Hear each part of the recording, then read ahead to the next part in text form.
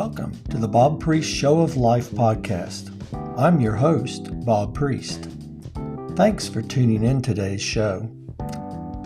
This podcast is dedicated to individuals and professionals who desire to learn more about the subject of health and wellness, as well as alternative technologies to better health and vitality. Let's get started.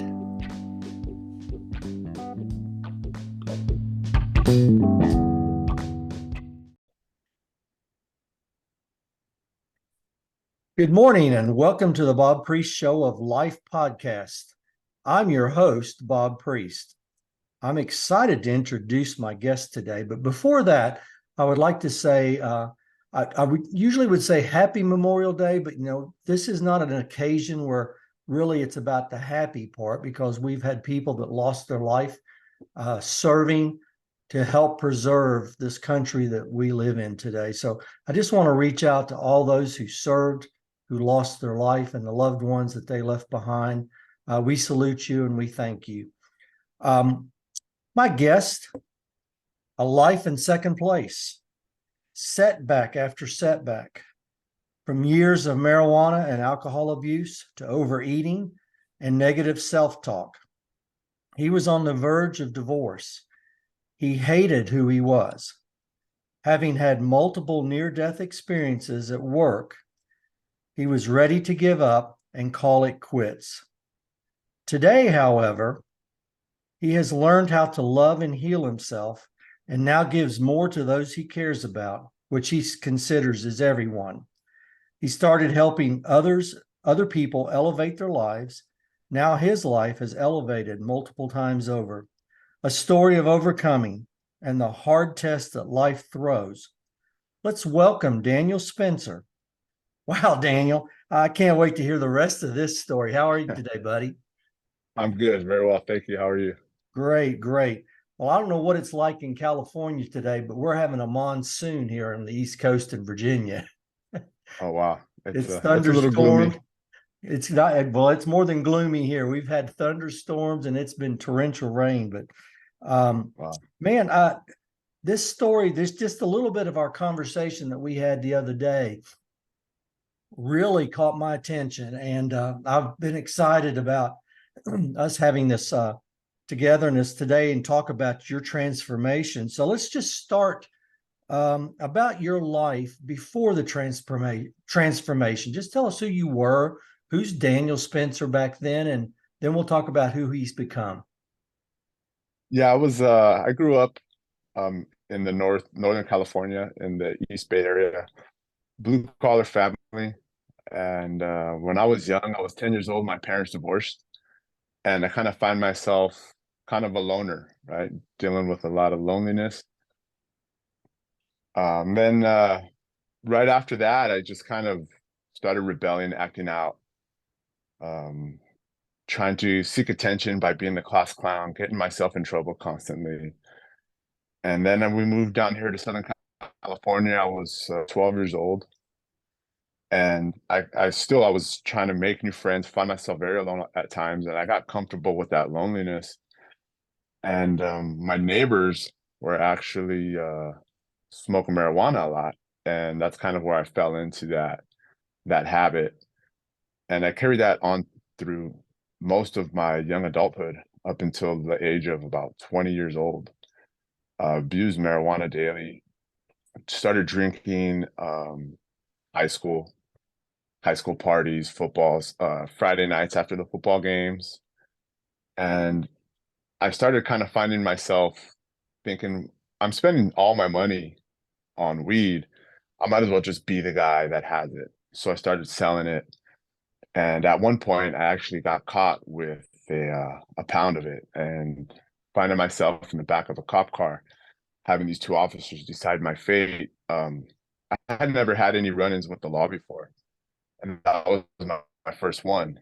My dad had always told me, if you ever get in trouble or whatever happens in your life, just be honest, right? Honesty is the best key. So when the cops were asking me, what are you doing with all this weed? I had a scale, I had things bagged up, and I was just hearing my dad in my voice saying, just be honest. And I said, I sell it. And one of the cops was like, okay. And the other one was a rookie, and he says, "Oh, he's going in. We're taking him in for the long haul." And the cop said, "Yeah, I don't know if you understand the severity of your answer here." He goes, "Transporting intent to sell, or do you just like to buy a bunch of weed because you don't like to nickel and dime?" And I said, "That's I just buy a bunch of weed and I party with my friends." And he goes, "Okay, that's what you can tell the judge." And so he gave me a ticket that night. He gave me a ticket for possession over an ounce and released me. I actually went home that night. I never spent a night in jail. And 2 years probation, $500 fine. But I didn't learn my lesson, you know. I didn't learn my lesson. I called my guy up and started those same activities back all over again. Um, Around the age of 19, I was living with my grandmother at the time, actually, and I never wanted to take all that stuff into her house, so I just always kept it in my car. And my dad ended up finding out, and everybody was mad. So he said, "You can't live here." He had actually moved back up north. Um, when my parents split and we moved down here, we moved with my dad, which was good. You know, it was a strong relationship we had, and um, but once he got remarried, he moved back up north. We kind of were on our own, my brother and I. So after that incident, me and my brother got an apartment, and the parties didn't stop. You know, it just elevated. More drinking, more weed, and then I met who my wife is now at my job, and I instantly fell in love. I instantly fell in love with her, and I always say she helped save me. She guided me on the right path. She helped me with my purpose as far as, turning my life around. Right after we met, I got a job with the city of Los Angeles, um, with the Department of Water and Power in the power line trade. And once I started working there, I got a commercial driver's license, random drug tests. So right away, the weed had to stop, right? This was a huge career, huge opportunity for me. She had just gotten pregnant. We got married right after. And, but because I have that addictive gene in me, I guess, or just that trait, um, I started drinking a whole lot more. And it was part of the culture also, with the trade. It seems like, um, do a hard day's work, after work, have some beers, and that continued for years. And then also that it was just constant eating. I would take lunch, and they would say, "Throw that away, kid," or whatever. We're gonna go buy lunch and go have breakfast. And over the course of a few years, I actually gained like 100 pounds there with the drinking and the food. So Gained 100 pounds. let me hop in here real quick. Yeah. So over the course of your young teen years up until your early 20s, you had a combination of some bad habits. First of all, Yes. started off just with the smoking of the marijuana, and then it became partying with a lot of people. So it incorporated others that had the same kind of habits. And then it moved into you finally fell in love, which meeting a woman usually does change us, doesn't it? And Yes, it does. and then you were happy, excited, but then you fell into this other group that had a different kind of a habit, and so one habit turned into another habit. Then it's starting to add to the third habit, which now is your overeating that you're going to talk about. Um, so that's a pattern that we're learning about just us in general, isn't it? That Yes, it is. Yeah. So let's continue on with your third habit that you've started having issues with. Yeah, it was just constant foods, like before I wasn't making a whole lot of money, and it was rice, beans, and ground beef, or a bunch of spaghetti we were eating, and now I was making a bunch more money. So, we're going out to more restaurants and having, finer steaks or whatever, it's just constantly eating out and having drinks when we would go out. And it just turned into like a comfort thing also, you Mhm. know. The alcohol turned into a whole lot of problems with my wife and I. Um, being young parents, we didn't really know how to be parents. She was a year and a half younger than I was, and it was stressful. It was stressful. So I thought I was handling that, um, with alcohol and food. I was probably not just happy with myself. And so I would drink and try and show the perception of happiness, I guess. I wasn't like Right. a mad drunk, or I wouldn't get angry. I would just try and have fun and be cheerful. So why do you think you were unhappy with yourself at this point? I think from the loneliness and pain, maybe not dealing with my parents' divorce was kind of hurting me internally, and I just never really dealt with that, as a child, as a teenager, and we never sought therapy or nothing like that. We didn't talk about it. We didn't write about it. Um, So and then having, it was starting to come up at that point in your life. yeah, it was, and I never spoke about it. I never talked about it. I was never open with my emotions with my wife, even the problems that we were having. Um, she would bring up problems that we were having, and I would just shut down. Yeah. You know, I would just shut down. I wouldn't know how to express myself, so I would drink or I would eat. And it got to a point at about 2009, 2010. I was almost 300 pounds. I was right around 290, Yeah, I saw floating the between. pictures you sent me. You were definitely a robust kind of guy. Yeah, Uh, I was. you've got folks, you're going to really enjoy seeing these pictures that we'll have on my podcast. I'll put those up, but continue on, Daniel. Yeah, I mean, and it just the habit continued. And my wife would always tell me, Daniel, you're drinking too much. You're eating way too much. You're unhealthy. I would wake up. She would tell me I would wake up in the middle of the night, not breathing, Mhm. um, like sleep apnea. I had constant heartburn, and I would. There was a point. Um, I joined the apprenticeship for a power lineman in 2008, and that was just another added pressure, right? I have to. We had bought a house. Um, my wife was she wasn't working; she was at home with the kids. So that was just this other added pressure I kept putting on myself and putting on myself, and not dealing with it in a positive way. My bad habits I've seen, I guess, were always just my coping mechanism. A lot of stress.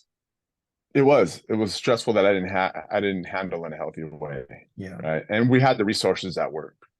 We had the resources as far as uh, the employees assistance program, which dealt with therapy and addictions and stuff like that, right? But being, the macho man, and oh, I can handle this. I got this. I can just push all these emotions to the side and just keep getting up early and keep getting the paychecks Yeah. and making sure the bank account was full. I was neglecting my family at the same Yeah. time. Real men don't cry, right?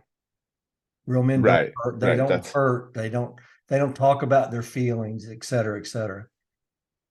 Yeah, and that's kind of how it was growing up, you Yeah. know. Um, but there was so in 2011, I had an accident. I had my first work accident.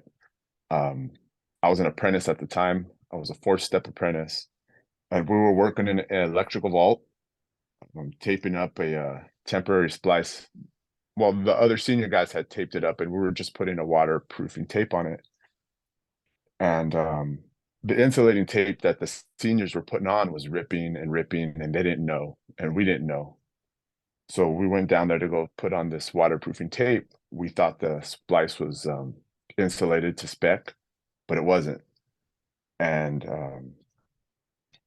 that's kind of where my first actualization of my self-talk really kicked in, because when we were talking about how the job was going to get done, in my head I was thinking, I think I have a better solution for this connection, but I didn't speak on it.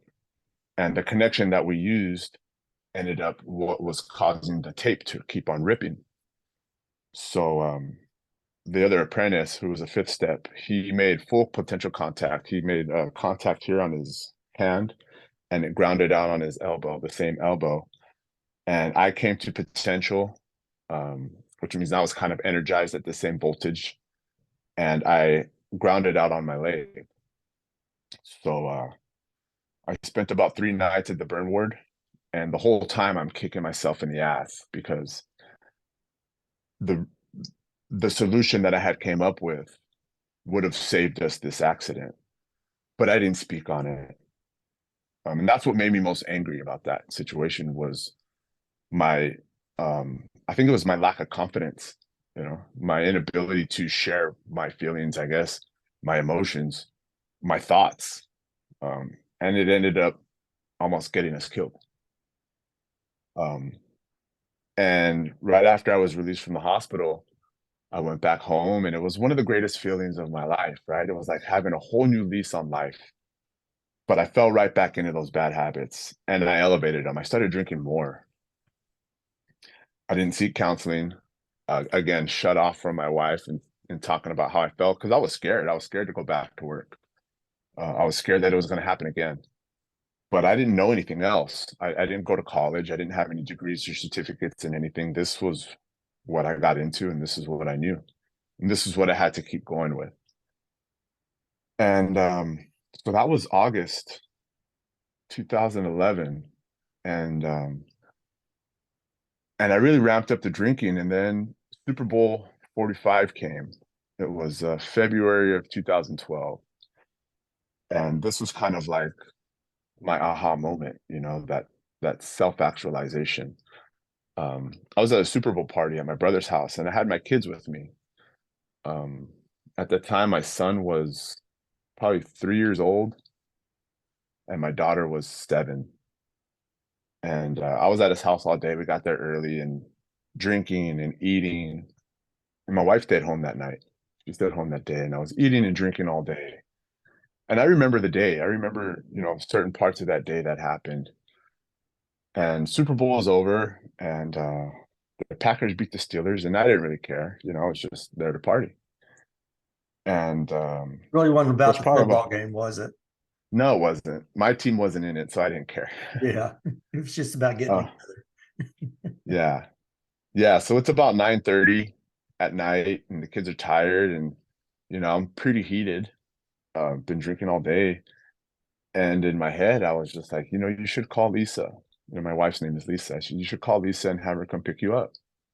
Um, but again, it's that self-talk, right? That I got this. I can handle this. You're not too drunk.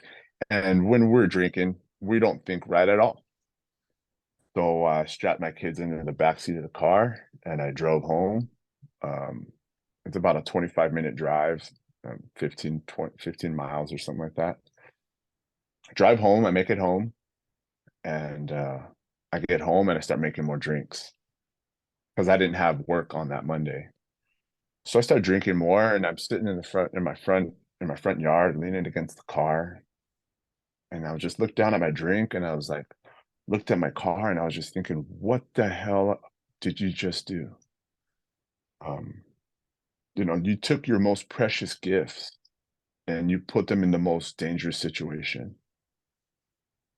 Um, what if you would have crashed? What if what if one of your kids would have got hurt? So I wouldn't have been able to live you with started myself. having a lot of flashbacks, didn't you? I did. I Yeah. did. That Um, I, what if moment. yes, I started playing all these scenarios out, and at the very least, if I would have gotten pulled over, if I would have gotten pulled over and had a DUI, I would have lost my commercial license. I would have lost probably my position in the apprenticeship. I would have had to find a new position for myself at my job. And, you know, our way of life would have been flipped upside down. And so that night I was like, I need to call somebody. Instead of going into my house and speaking to my best friend who has been telling me the whole time, Daniel, I'm worried about you, my wife. I didn't have that courage. I didn't have Do you that think part of it willingness is to because you open were up to really her. embarrassed? It maybe affected your male ego to Yeah, do definitely, that. Yeah. definitely. My ego it's been my biggest enemy, you know. Most of us it Um, is. yeah. Yeah. Yeah. And so I called my dad. And this was like 10:30 at night now, close to 11 o'clock. I called my dad and he didn't answer the phone. And then I called my brother, who I just left his house with, which probably wouldn't have been the best idea anyways, because he was drunk too. And he didn't answer the phone. And I was like, man, I don't know what else to do. So I called one of my uncles. And I remember the phone call even to this day. I woke him up and he goes, hey, what's going on? I said, you know what? I don't know what to do. I said, I have a drinking problem. I'm drinking every day. Because I would leave the yard. I would go straight to the liquor store and I'd buy two tall boys of malt liquor, a half pint of rum, a 20-ounce Coke, and I'd finish that by the time I got home. I'd get home drunk. And I said, I don't know what to do. I just did this with the kids and I feel full of shame and regret. And he just like, do you work tomorrow? I said, no. And he said, who's your healthcare provider? And I told him, and he said, call them. He said, call them first thing in the morning. They have counselors, they have inpatient programs, they have outpatient programs that you can join. So I did. Um, I called Kaiser. I called Kaiser's substance abuse program that next morning. And later on that afternoon, I was there filling out a submission form. And they wanted me to do an inpatient program. They said, the best thing for you is a 30-day inpatient program. I said, I can't miss work. I said, if I miss too many days at work, they'll drop me back. And I just can't afford it. So they suggested that I do evening classes. So I think it was Tuesdays and Thursdays. I did about an hour and a half. And I would go there and um, just sit, right? I would sit and listen mostly because I still didn't want to share my story. I didn't want to share why I was there. But when we would have like the break off sessions with smaller groups, I would talk a little bit. But then I just kind of listening to everybody else's stories, it was just like, man, you're just being a really big bitch. That's what I told myself. You know, you have this great, beautiful family, healthy family. You have a great career ahead of you, and you're just hiding your feelings and your emotions and your fears behind this alcohol. And I quit drinking. It was kind of funny because when I was talking to the counselor and he says, all you have to do is say no. And I'm like, that sounds really easy. Sounds a lot And he easier goes, than it is, isn't it? right. And thinking back on it now, I mean, it is, it kind of is that simple, but you have to consistently tell yourself he said, every time you have the thought, you need to tell yourself it's not an option.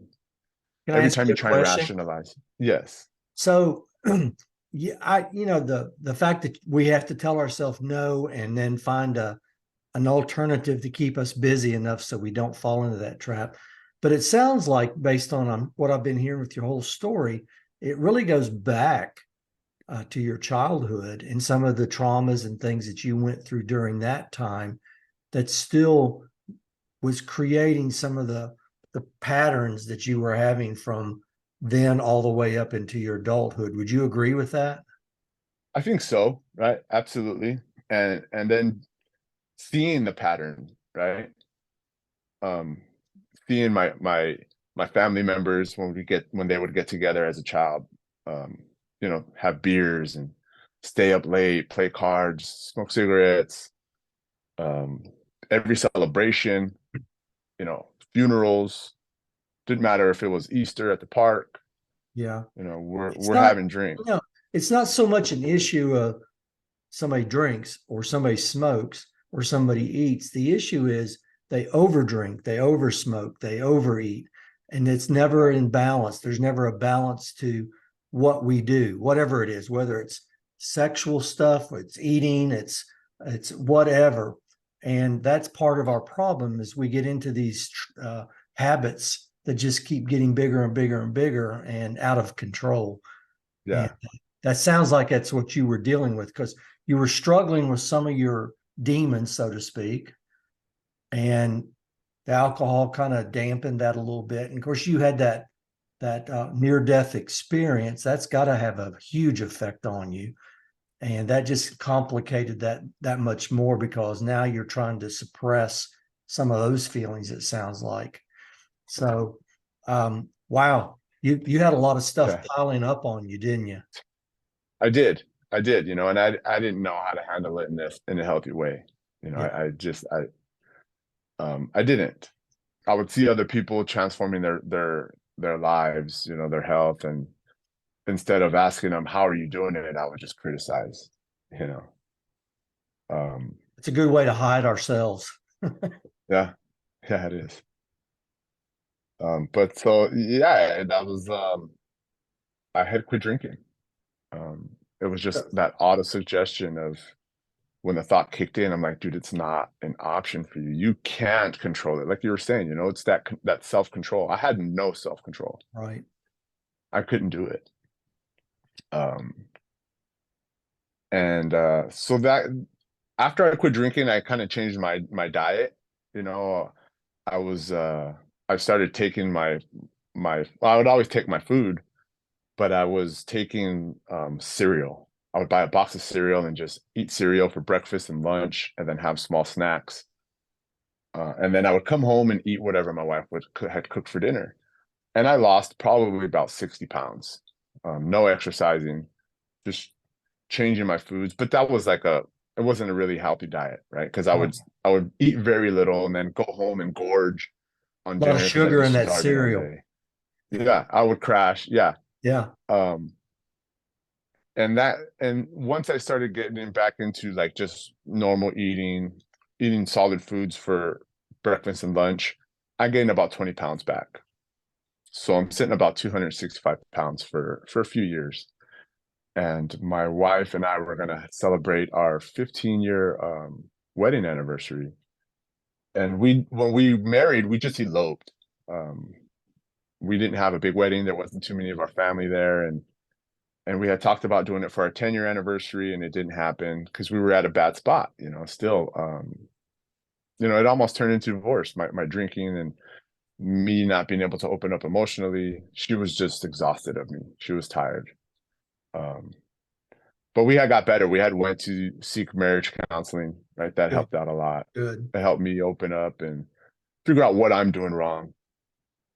Uh, and so our 15-year wedding anniversary comes around, and she says, "Look, if we're going to do this, um, I want to lose some weight. I want to look good in a dress because my habits of overeating and over drinking, those habits, they spill over into your family. Whatever Right. you're consuming, they're going to consume, and we both had gained quite a bit of weight after she had the kids. We didn't really make much effort to help her lose it. But so she says, yeah, if we're gonna do this, I want to lose some weight and look good in a dress, and have these pictures that are going to look amazing for the rest of our lives. And one of my friends had joined this transformation camp, and he had great success. He had lost like 100 pounds. So we went to go check this gym out, and um, we didn't have any gym equipment here at home, and we didn't really know how to start a healthy meal plan. And we go to the gym, and it says, okay, well, this is how, this is the food portions you're going to eat. You're going to eat this many times a day. And when you come here, you do the workouts. They're 45-minute classes, and we go through everything. And an hour, you're in and out.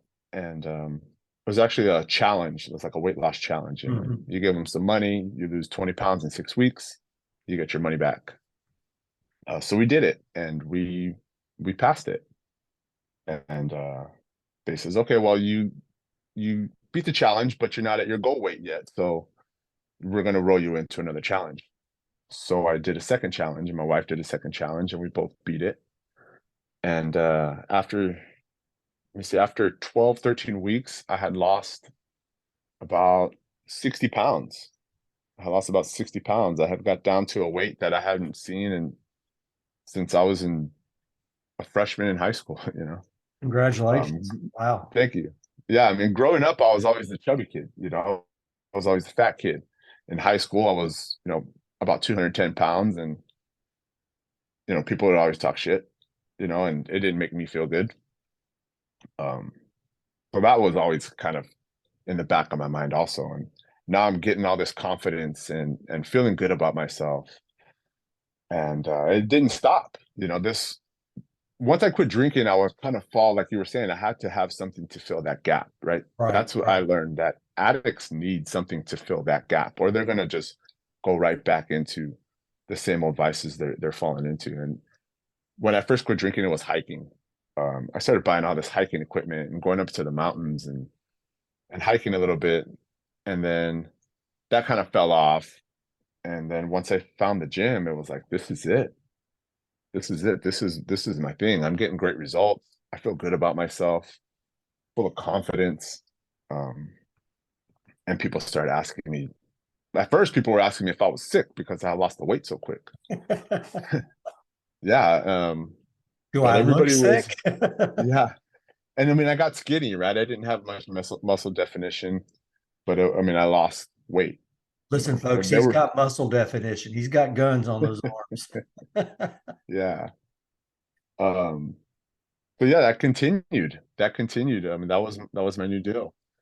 And I was doing different challenges there at the gym, body fat, trying to lose body fat percentage, and then doing after hour classes, heavy weightlifting. I gained a bunch of good muscle there. I gained some good size, and in February 27th, 2021, or 2721. Um, at this point, I had promoted from a journeyman cable splicer to senior cable splicer. And we had a job where we were working in another underground vault. I worked mainly underground on the power lines. And we were working in front of a switch. It was a link box with a single pole oil switch that's on top on the street level, and two leads come down into it. And we had this job task to de-energize one of the positions of this link box. There's blades in the box that connect the energized side from the side you want to de-energize. And so we go down there and before we go down there, we have a tailgate and we go over all the safety hazards and where the first aid equipment is and the steps we're going to take to do this task. And we go down there and the job is a little different. The box is sitting higher on the wall than we had thought. And we call for an A-frame ladder, and it was a small vault. So having a second A-frame ladder in there was not going to be a good working position for us, let's say that. So I told my partner down there, I said, hey, I'm going to stand on the floor and work a different position. So there's 4 positions in this box. There's the upper left, upper right, lower left, lower right. We're de-energizing the upper right. So the way we're trained is if you're going to de-energize the upper right, you're going to work the upper left position to put your leads on. You have to have the leads on different positions. And I said, I'll just stand on the floor and I'll work the lower left position. As long as we're on the same phases at the same time, everything will go fine. Okay. And when we have a different outcome of what we expect on the job site, we're supposed to call an all stop. We have a retail gate and we let everybody know what the new plan is. We didn't do that. We had a short conversation down there amongst the two of us. And then right before we were going to start doing our switching operation, I had another conversation with myself in my head. And I told myself, if you call and stand on your toolbox, you can be in the correct position and work the upper left position the way you're trained, the way you're supposed to, the way the procedure is written. But I didn't. Right? I let my ego get the best of me, and my ego said, "You got this, Daniel. You've been here before. You're not going to be down here that long." And so we operate our first position, our first phase, which is A phase, and it's successful. And my partner hands me the blade removal tool, and I put it in the bag. And while I'm doing this, he takes his cover and he moves it from B phase to A phase, exposing the B phase. And he puts his lead on, no communication. And I observe this, and I take my lead and I stick it right into the open position that we had just worked on, A phase. So now I have my lead on A phase. He has his on B phase. They're opposite phases. I said, "Hey man, are you good?" He said, "Yeah, I'm good." And that was it. And I called for the switch to be closed, and that link box blew up right in my face. It was 4,800 volts phase to phase. Oh my goodness. The the circuit breaker that we were working on, that circuit failed immediately. So it was supposed to shut off in like a fraction of a second. The circuit breaker failed, and it went for two full cycles, 120 cycles, which is 2 full seconds, right? It took about 4,500 amps of fault current to trip the highest side breaker inside the station. And during those 2 seconds, man, time slows down. When you're in trauma or certain situations like that, time just slows down like the Matrix. I was reading about that. And I had this conversation in my head during this. I'm getting burned. I'm getting burned. I can feel it. My eyes are closed tight, and this noise is so loud, and my eyes are closed in this the brightest white light that I've ever experienced. And I'm thinking to myself, like, I thought we had system protection. Why isn't this shutting off? And then I told myself, why aren't you dropping down to the floor? Um, get out of this situation. It's burning in your face. And then I finally had this thought, this realization. It's like, man, if this thing doesn't shut off, you're gonna die here. And right after that thought ended, the noise stopped, the bright lights went out, and it was just very peaceful for a half a second. And then I felt my chest burning from all this smoke inhalation. And I knew I was alive. Um, so as far as what saved me was my PPE.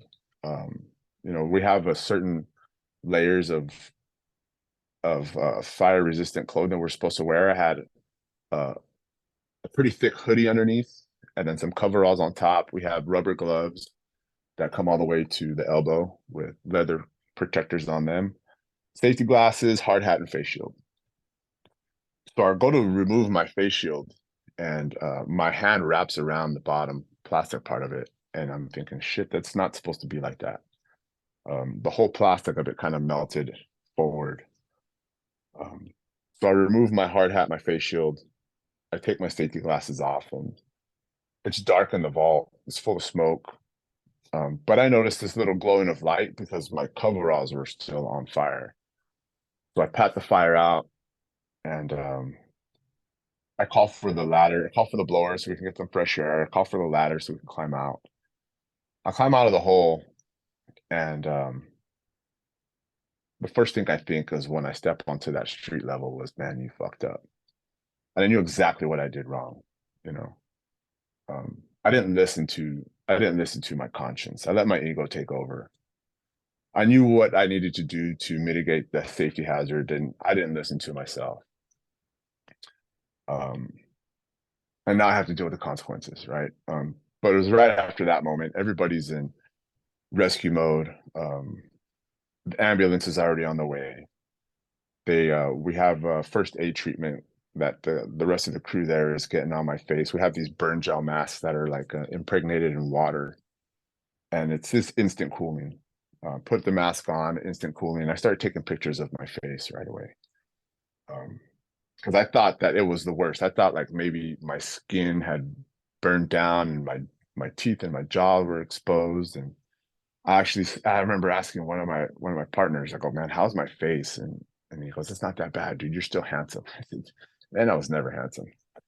And I'm just still trying to make light of the situation. You're like, I'm not dead. You're not dead. But you Um, had to have some serious emotions going through you at this point. You oh know, yeah. the fact that you saw all this bright light, was that God? All of a sudden I'm seeing God, or am I dead, or what's going on, or how's my partner? You had to have all these emotions going on in your brain for that time period. How did that Yes. make you feel? It made me feel like the biggest idiot, honestly. So you totally It took that into yourself as you're the one that was the cause of this. absolutely, absolutely. My partner that was there down the hole with me, he's more experienced than I was. He's been in that same position that I was for probably about 10 years longer than I have. Um, but I showed up at the job first. I set out the tailgate sheet. I took control, right? He's the veteran guy, and it's time for me to step up and take lead. And and I thought, man, this is what you did. You almost killed you and your partner. And I have an apprentice with me and another cross training senior. And I would always call everybody out on the smallest safety infractions at work, right? Hey man, why are you backing up your truck without a backup? You need to button your shirt up all the way, or those aren't the right safety glasses for what we're doing. Um, but here I am. I I almost killed myself. You forgot I thought some of those own lessons you taught. I did. Yeah. I did. And the biggest one was I let my ego take over. So you contribute 99.9% of all this to your ego. At that point I was. Okay. Yeah. I was contributing it all to myself, right? I was putting all the blame on myself. Um, so I ended up at the hospital. Um, that was another bummer, right? That was like right during COVID. So we didn't have visitors. The first time I was in my accident in 2011, we had visitors around the clock. They actually had to tell people, you can't come visit these guys. There's too many guys in there. There's too many people in there. But this time was different. They weren't letting anybody in the hospitals. Yeah. We only had one visitor a day, and that was from 3 to 8 p.m. And it was my wife. Um, my wife was visiting me every day. When I first got admitted to the hospital, before I had my first surgery, my wife took my kids and they were downstairs outside. And I said, look, I'm going downstairs to go see my kids. And they go, you can't. I said, you're going to have to call security to stop me because I'm going to go down and hug my kids. I hadn't seen them since, Yeah, that I whole left, COVID I thing left to had a work with lot them. of emotional drain on people that had hospital stays because Yeah, it's tough enough when you're in the hospital for whatever the reasons are you're there, but then not to have your any kind of loved one having any contact with you. It was right. I've heard so many stories about that. It's just been unreal. Yeah, there was a lot of times in there. That's where a lot of my guilt and my regret and my self-reflection started to really sink in. Yeah. Um, looking in the mirror and seeing what I had done to my face. Um, I questioned my abilities a whole lot. Well, that And tends to happen when we're kind of down on our knees at that point yeah, because you were knocked down pretty hard. yeah, I was. I was. But I believe it was the second or third night in the hospital. Um, I called one of the other coworkers that was there that night, and I asked him, "Hey man, how's everybody doing? How's everybody at the yard?" And he goes, "Everybody's bummed out, man, but it kind of refocuses the importance on our safety, on our communication, on following procedures, Mhm. on wearing our safety equipment the right way." And it kind of built me up a little bit on the inside. And that night I had shared some of my pictures on my Instagram page. Because like I said, right after the accident, I was taking photos. My face was gray, right immediately after the accident. Like I had a full beard at the time. I had long hair and it burned all my beard off. Um, and I was taking photos. When they peeled all the skin off my face at the first hospital I was at, I took a photo of it.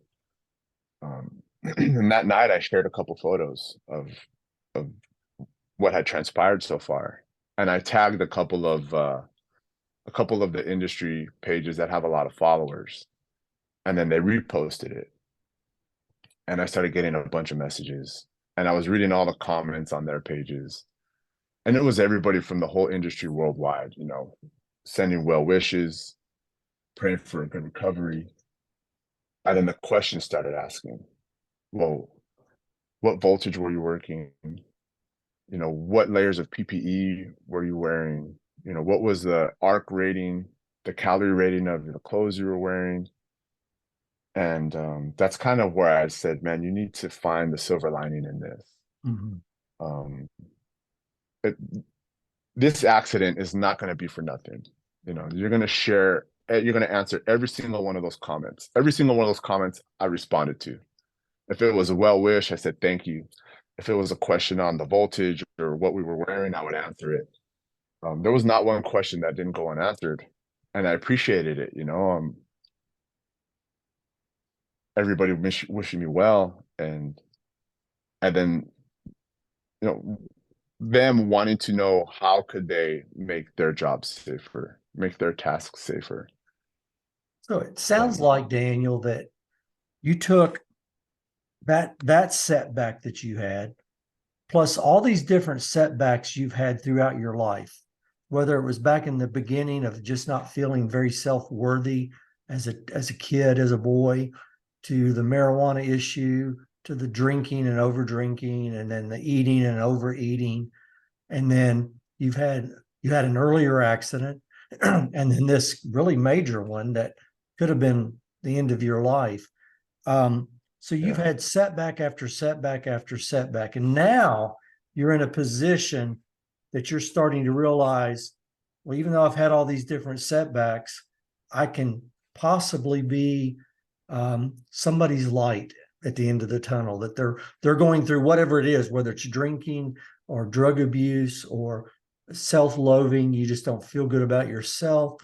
Or safety, how to further understand safety in a big picture or in an industry wide.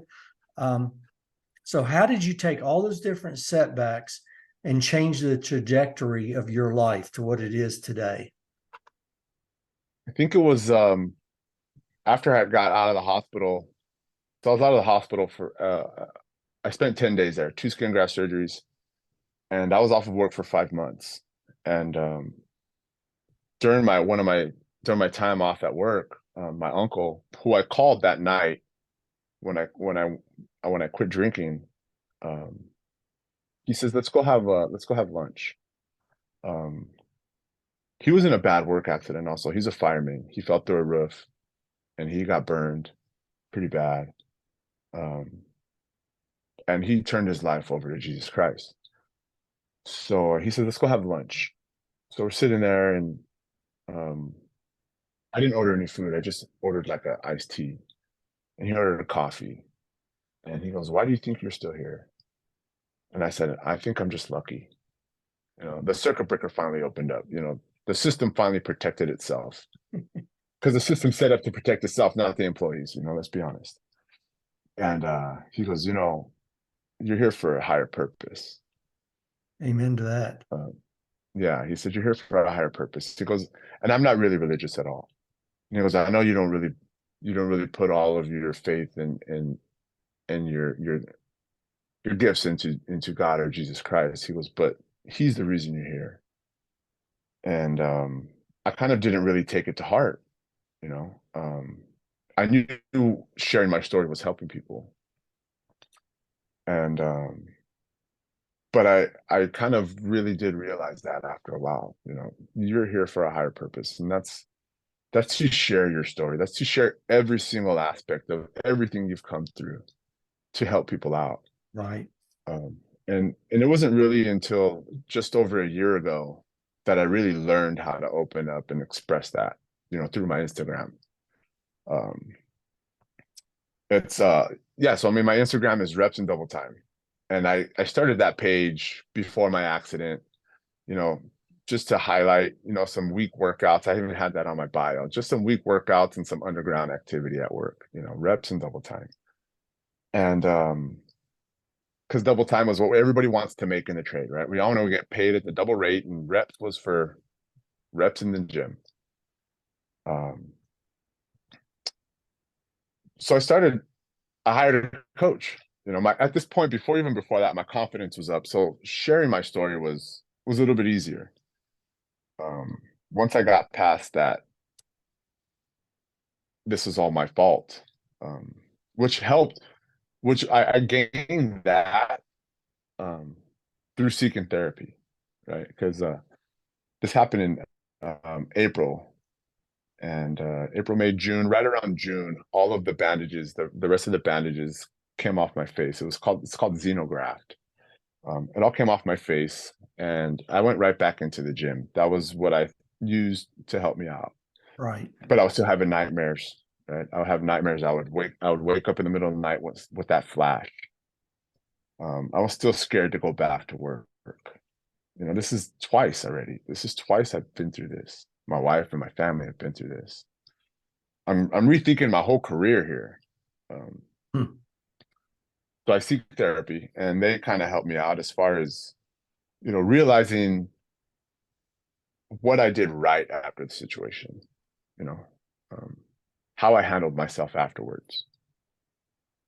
And I started journaling and really opening up a whole lot more, right? Opening up with my wife, with my coworkers, just not holding anything back. Um, and when I got back to work, they finalized the safety investigation. And one of my friends from the safety section asked me, he says, "Hey, we have your investigation finalized. We're going to present it at the quarterly safety meetings. Would you want to go with us to the district you work at during the time of the accident and present it? Say something to the yard, to the district after we show it." And I kind of thought about it, and I said, absolutely. I said, absolutely. You know what I'll do? I'll go to every single safety meeting that you guys have. Every single safety meeting that you're going to have this presentation of my accident at. I said, I'll go up and I'll say something to everybody there after every single meeting. And that was both frightening and healing at the same time. You Yeah. know, um, Very they cathartic, would. wasn't it? It was. Yeah. It was just driving to the yard that I was going to meet them at. I would be filled with all these emotions and all this, again, the pain, the regret, the doubt, and what is going to be the outcome of this meeting? What is Mm. going to be the outcome of you getting up there and showing your bravery, admitting your fault? Because that was huge to me, admitting what I did wrong, you know, not hiding back again. And after every single safety meeting, I would get at least one or two people and they say, "Hey, thank you. Thank you." These guys come and they show these presentations, but having you actually show up and speak up, it really hits home, you know. It really hits home. It really helps me realize what I'm doing when I'm working alone. Am I taking too many shortcuts? Uh, you know, um, So now that you've come through, you're kind of at full circle because the guy that I see before me speaks very confidently. You obviously aren't that over 300-pound guy. yeah, It's like I said earlier, you've got guns for arms, and you're a good looking fella, and you've slimmed down tremendously.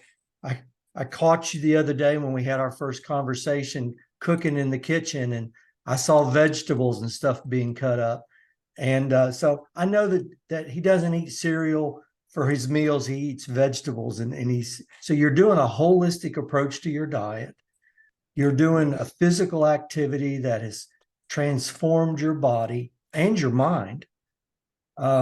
You had a conversation with your uncle that talked about Jesus Christ and more spiritual things. So you take all this stuff full circle. You've gone to the yard, you've talked to people, and you shared safety concerns, and of course, dealing with that yourself as you're getting ready to share that. You're going through your own transformation internally to figure out who Daniel really has become. What are some of the tools now that you use in your own personal life that maybe could be tools that others that are in similar trades like you or have gone through some of the same um, scenarios or are even going through some of these things that you've been going through over your life? What are a couple tools that you really highly recommend? um, first is well, this is part of my coaching program, actually. I hired a coach and he showed me how to really get your story out there. Use everything that you've gone through to help other people out. And that's kind of where my purpose is being served now. Um, and we get up early and we get into reading a book that's going to activate your brain. It's usually a self-help book or, you know, a stoic book about self-realization. Give me a title of one of the books that you've read. One of the ones that I've read, it's called Three Magic Words. That was the first book that I started reading. Three Magic Words. My dad gave me this book when my daughter was first born, and I tried reading it, and it made no sense to me. And after this whole experience, it's about consciousness and learning yourself. And I open this book up and I can't put it down. You know, I read a chapter, I'll write about it, I go back and reread paragraphs, and it just sticks like glue. Yeah, it's You know? amazing when we go back and read something later that we read that it has a whole different meaning to it than the first time we read. Yeah. Yeah, that one and As a Man Thinketh. That's a great Um, book. yes, those are probably two of my favorites right now. Yeah. So that's part of my process. I get up, I'll read and journal. That's one of the things that I took from my therapist was journaling. And people always ask me, "What do you write about?" I write about what I regret from the day before. You know, if I broke character with somebody at work, or maybe I was short with my wife, or put too much pressure on my kids. When it's something that maybe I could have done, instead of saying, "Hey, why didn't you do this?" Pointing the Right. finger at somebody else, saying, "Why didn't I do that? Why wasn't I setting that example?" Self-reflective. Yes. Yeah. Every morning, read, we journal. Um, I have overnight oats, so it's read, mindset, nutrition, fitness. First three things we do in the morning on my program. First three things I do for myself. Um, so I go to the gym every morning. I get up at 2:45, 3 o'clock a.m.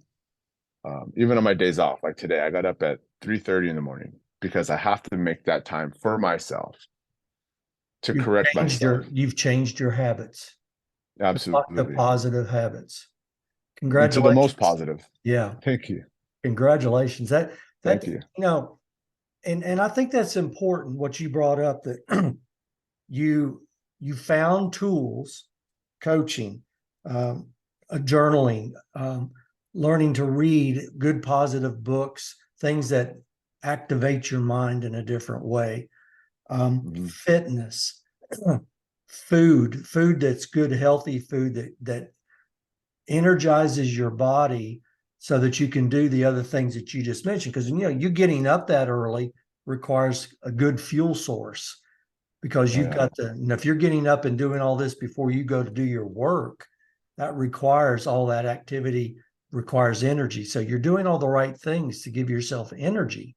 Those are great tools for, I hope our audience heard that, and we'll make sure that you highlight maybe the two that you think are the most important here in just a few minutes. But so, what are a few suggestions you would give our listeners to help their own journey as we kind of wrap up this podcast today? I would say first of all is listen to your conscience, right? Kill your ego. Kill your ego. Mine burned up that night. Listen to your conscience. When you wake up in the morning and you look at yourself in the mirror and you think about what you don't like about yourself, that's your future self telling you what you need to fix. That's your future self telling you this, if you change this, this will make your life better. And the second is consistency. You know, don't stop. Whatever it is that you're trying to fix, don't stop.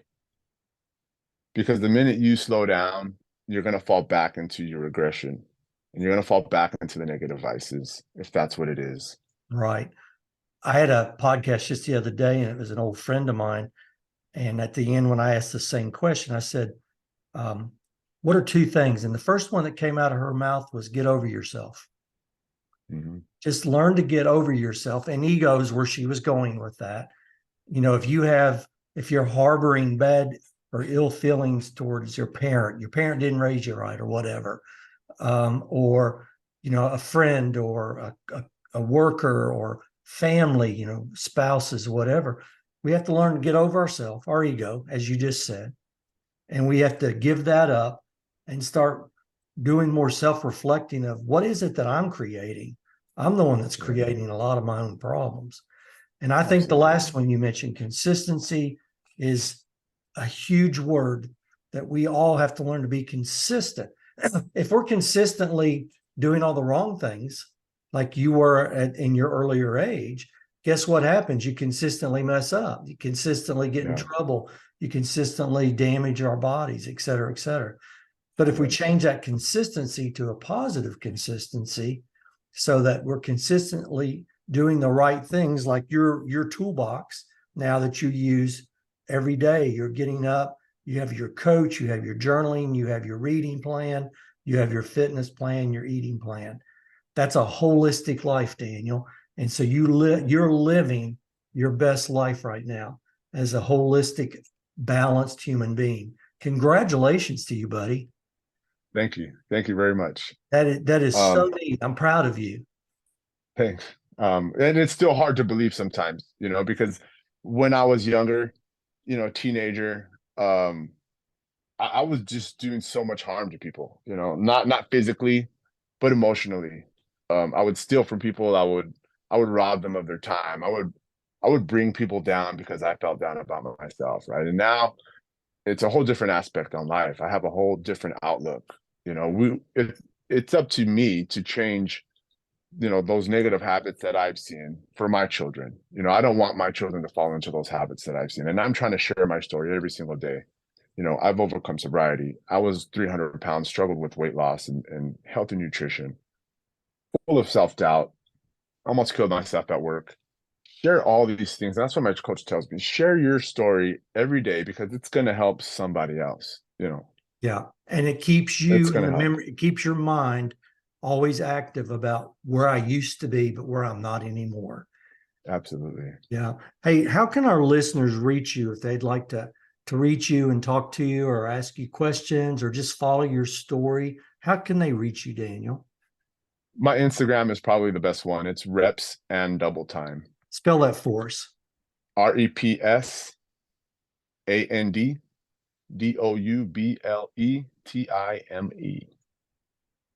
And that's at And your Instagram. that's on my Instagram. Yeah, just you can search that or Daniel Spenser, Facebook Daniel Spenser, Okay. and And you and TikTok's I the got to same, become reps and friends double on there, time. don't we? Absolutely. Um, Daniel, I have just thoroughly enjoyed getting to know your story and hear your story. My podcast basically talks about health and fitness through a holistic, alternative, functional medicine kind of stuff. I'm not a doctor or anything like that, but I promote those things because I had a devastating story a few years ago when I had a stroke, and I was pretty active. I was a cyclist and a runner, and I ended up having a stroke, and it changed everything, changed the way I thought. I dropped into Yeah. this self-loathing thing and just went through all kinds of challenges. But through all that, learning some of the same tools you use, I learned a different process. And then I decided, hey, I want to tell my story. And I started Yeah. telling my story. And then I'm meeting people like you that have your own story that's unique and different, that will meet somebody at their need, wherever it is, if they just take the time to listen and Mhm. process what they heard.